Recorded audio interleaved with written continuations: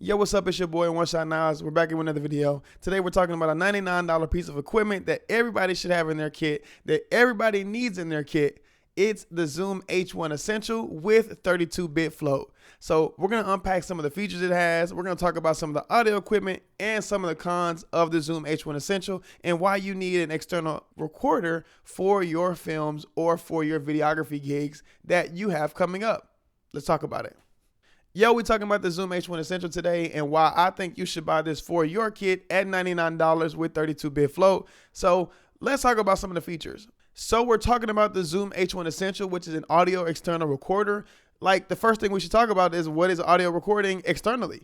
What audio recording externally is when you use a separate piece of equipment to record audio, not in camera, but outside of the camera, like an external recorder, like the Zoom H1 Essential. Right now I'm recording in the Zoom H1 Essential and also recording on the Sony Fx30, and both audios are going at the same time, but there is no mic on top of the Sony Fx30 because I am using the Zoom H1E. So that's kind of what external recording is. It allows you to get things like DJ booth plugins or boom mic setups or handy recorder mic setups, so you can plug it in post and then put the two tracks together and pick whichever one you want for the best audio choice. So that's what an external recorder is. Now let's get into why this is the one that I chose for my content and for my run and gun films and for my plugging up the DJ booths. All right, let's talk about it.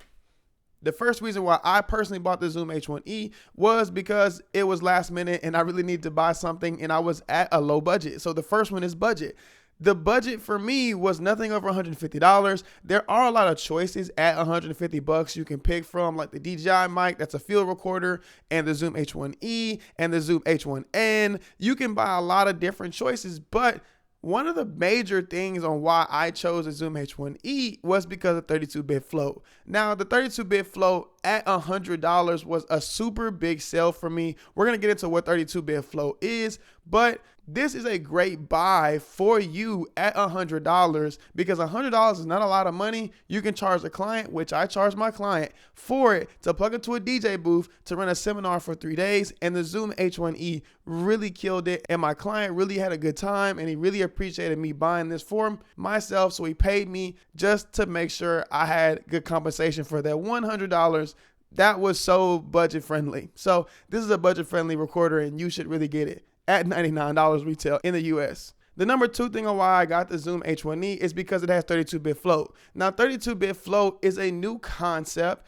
Most external recorders in the past 10 to 20 years have been 24-bit, where you have to go to the recorder and make sure you're watching the levels, make sure you're making sure you're not peaking. But with 32-bit float, you don't have to make sure you're not peaking. It automatically saves it for you. So on the Zoom H1E, there is actually not anywhere you can check the levels when it comes to turning it up or down because it is saving itself for you. You can scream in the mic and you can whisper in the mic. You can go in post and you can pull up the gain and not have any noise with 32-bit float. 32-bit float, I'm not going to be super in depth and super technical on what it is, but I just want to give you a sense of what it is. It's going to help you in every situation, regardless if you're speaking too loud or regardless if you're speaking too low. If there's a person speaking too low, this is going to help you bring those gain levels up, allow you to do it in post with no gain. And that for me was a huge buy because I'm really tired of going to my Sony Fx30, having to put a headphone in and then making sure that I'm setting the levels low enough so I can pull it up in post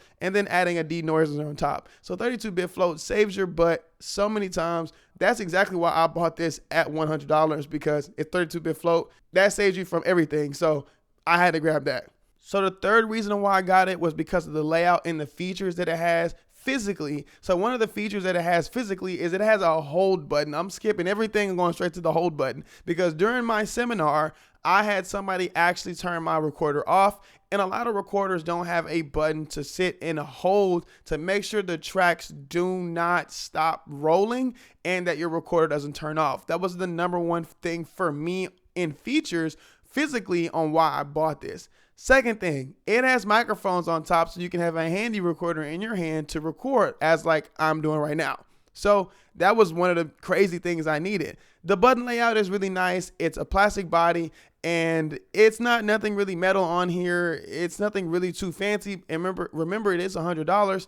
And the button layout is a soft press button, so you don't have to sit there and listen to it clicking while you're actually holding it in your hand. You know, there's some things that you sit there and click and it goes click, click, click. This is not one of those. You press it, I can press it right now and it's not gonna make any noise. Another feature that it has physically is that it has a line input for DJ booths, things like that. But the caveat, it is not an XLR. It is a 3.5 millimeter line in, so you can plug up to a DJ booth or a boom mic. You just cannot do that with an XLR. You have to do that with a 3.5 millimeter jack. So a 3.5 millimeter jack to a XLR adapter to plug into a booth or a on-camera shotgun or a boom mic, things like that you will have to use for your line in, but it does support line in, so you can run into the DJ booth as a wedding filmmaker or a seminar filmmaker, things like that. Or when you need that boom mic, you can either use this as a boom mic or you can plug it into a boom mic and allow it to do 32-bit float from there. So it does support that as a professional. That is something you're going to need regardless. No matter what you do, it's always best to have a line into your external audio recorder, because that is exactly why we buy it and why it's not running through the camera. All right. Another big feature on this physical body of the Zoom H1E is that it has a mounting point on the back of it, so you can screw it onto a boom pole or you can screw it onto a lighting stand and use it kind of like a makeshift microphone pointing to the side, or you can, you know, use it like I'm using it as a handy recorder, which it's kind of made for. If you wanted to use it as a boom mic, you actually can use it as a boom mic. Another one of the features that it has is allows you to do line in, but you also can listen to audio by plugging into the microphone jack, which is amazing. The fact that we can go into the DJ booth, plug it into the line in 3.5 millimeter jack, and then backdoor on the other side of it, plug a headphone in and make sure we hear what's going on before we press play. So that is a super important thing as a professional, to make sure you're hearing what you're doing. The same for our cameras. I wouldn't buy a camera that does not have a headphone jack so I can hear what's going on, because it's going to be redundant for me. So this is important to have a headphone jack inside of the external recorder because you are recording audio. Some of the other features are it does take AAA batteries. So in the back of it, it is ran battery power from AAA batteries, and it does tell you when it is going to die. It's going to speak back to you, and that is a huge feature. It is for the visually impaired. So if you turn it on, it will speak to you and let you know things. It will help you scroll through. It will tell you where playback is. And that goes into another feature where it has a speaker on the actual recorder. So on the recorder, you can press playback and it will speak to you if you do not have a set of headphones, which actually saved my butt during my seminar when I bought it a couple days ago. I left my headphones for the last day, but I've been trusting the Zoom H1E ever since. So I really wasn't worried. I pressed playback. It spoke to me and it let me know what my recording was at, and I was amazed and I had a good time, and I was like, well, this sounds great to me, so let's keep it rolling for the whole 9-hour day. And it was trustworthy. So that are some of the features that are, there are more features that it has, like it will tell you when it's peaking, it will yell at you, things like that. It has USB-C charging, and it also has USB-C where you can plug it into a computer and run a podcast through it while running line in. But I have not personally used any of those features, so I don't want to speak on them too much, but I do want to let you know that it does have USB-C performance. I don't really want to go into details because I haven't used it personally, but it does have USB-C performance and a whole lot of different features that you can look into to make sure if you want this for that, it will help you out. This is like a Swiss Army knife. It's not really great at everything, just like the XLR port thing.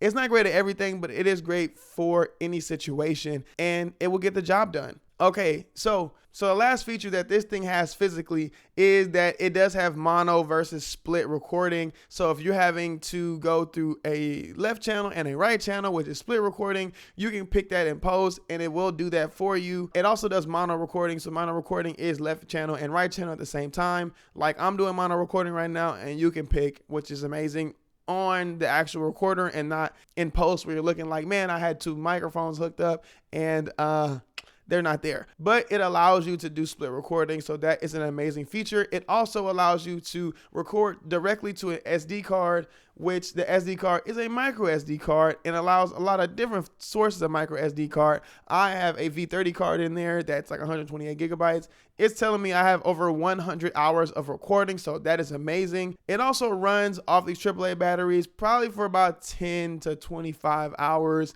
I haven't tested it, so I don't want to talk about it too deeply. Other people have. You can listen to their videos about it. But I'm just telling you why I bought it and why I purchased it and kind of recommending it to you, because that's why I bought it and why I purchased it. It was actually recommended to me from a filmmaker friend. And I was like, sure. I looked at it and I was like, yeah, I'm going to buy it. I didn't know anything about audio, so I just went and grabbed it. So those are some of the features and why I bought it, and it goes more into depth on those kind of things. My highlights were the mics on top, the hold button, the 3.5mm jack line in, the headphone jack. The number one thing is probably 32-bit float. So that was the number one thing, and those are like my top 5 things on why I bought it. So again, buy external recorder just so you can have external audio outside of your in-camera audio. Some of the features in the Zoom H1E are very proficient at a low budget. I think that's a great purchase for you if you grab it. I'm just giving you my review on it because I love it and it's been great for me. Now let's talk about some of the cons that I've ran into in the week that I've had it. And they're kind of big cons. A lot of people are going to talk about these in other videos, but if you're looking to buy the Zoom H1E and you're not worried about those particular cons, then it's a good buy, which I wasn't worried about too much. So one of the cons is it has a really bad pulsive feedback. So if you kind of do a lot of puss or puppies, it's going to make a lot of noise and it's going to mess it up. You're going to have to buy a windscreen or this foam thing. I literally cannot think of the name as I'm recording this video. I'm super sorry. But I literally just bought like 2 or 3 of them because I was having a problem when I was recording. I'll show you some of that recording. When I was recording a couple days ago to make this video, every time I spoke, it was pissing me off. So it was really bad, and that is a very bad thing if you're holding the microphone, because it is a handy recorder and a lot of people are buying it for handy recorders. I didn't personally buy it for handy recorders, so I really didn't care about it. But when I tried to use it as a handy recorder, I did run into the issue and it kind of made me mad. I shot a whole 30-minute video, was about to edit it, listened in, and my audio wasn't salvageable no matter how much I tried and put denoiser in it or different things. The P's were just actually messing up the audio. And also I'm going to check to make sure after this video it doesn't have the same thing. I did just buy this blue windscreen to make it better, but that's something you're going to have to pay attention to. I'll give you some examples. If I pull this off, Peter Piper picked a peck of pickled peppers. One more time. Peter Piper picked a pack of pickled peppers in the pickle shop. Now watch this. Peter Piper picked a pack of pickled peppers in the pepper shop. So as you can see, you're going to have to make sure you buy a windscreen. I got the blue one because I like the blue one. I have an actual professional black one and a windscreen that goes outside. So I'll be using this handy recorder as my content creator handy recorder because it was $100 and I might as well use it. So the next thing, a con is that it doesn't have any XLR inputs. And a lot of people who are wedding filmmakers or want to run multiple systems or lavaliers, it's not going to have a lot of options for you when it comes to multiple sets of XLR inputs. But if you're doing simple things like just plug into the DJ booth to get everybody that's speaking, it will do that. But the lack of XLR ports does run a lot of people off. But really, who really does that unless you're running like multiple cameras in a way where you're doing like multiple set of lavaliers? I don't know why you would even need that, to be honest. I'm not really big into audio that well. I'm a DP cinematographer. I'll hire that out if it gets too crazy. So at $100, it only has 3.5mm jack line in. I mean, you're going to have to survive on that one. Okay, so the third thing that kind of really made me mad was kind of like the play on like how to navigate through the system. The navigating through the system is pretty easy, but like the way the button layout is, it doesn't have like an actual dial you can dial through. So the button to like accept stuff and go backwards is the trash button. So like if you're doing like playback and you're trying to listen to it, but you want to like go to the next one, you have to press the trash button, but it's going to ask you if you want to delete it. I don't like that. I don't like that. It makes my heart drop every time I get close to it. So I literally just press like record again to make a new track just so I can go back and kind of like scroll through. So I wish it had like a scroll wheel or something on here so I can scroll through correctly. But Zoom, hopefully you fix that on the next one. But to be honest, this one is like super awesome. And I really appreciated it for $100. For $100, you get like a whole bang for your buck. I think that's all my cons for it. The biggest thing is the pulsiveness. The second biggest thing is not having XLR ports, and the third biggest thing for me was just not being able to navigate through the system as easily as I wanted to. But the cons do not outweigh the pros. The pro of 32-bit float at $100, the pro of $100, the pro of line in regardless at $100, the pro of it's a handy recorder that you can mount things onto. It has a hold button. There are so many pros to this thing that I personally don't have a problem with it because I bought it for $100. So again, this is the video on the Zoom H1E. If you need any links, I'm not an affiliate for this stuff, but I'll drop some down there so you can get some links so you can buy the Zoom H1E by you. I bought it from Guitar Center. It was recommended to me by a friend, and I'm recommending it to you. So go out there and keep shooting, have fun, get the Zoom H1E. Zoom H1 Essential, I'll say it just for you, and go buy it for $100 and then make your audio sound amazing. Hopefully this audio sounds good. If I go back and it's not good, I'm going to have another thing to talk to you about. But nah, it's great. So, hey, you guys keep shooting. Appreciate you. Like, comment, subscribe to your boy One Shot Nas. Love you guys. Keep subscribing, keep watching. Road to 1,000 starting today. So, appreciate you. Peace.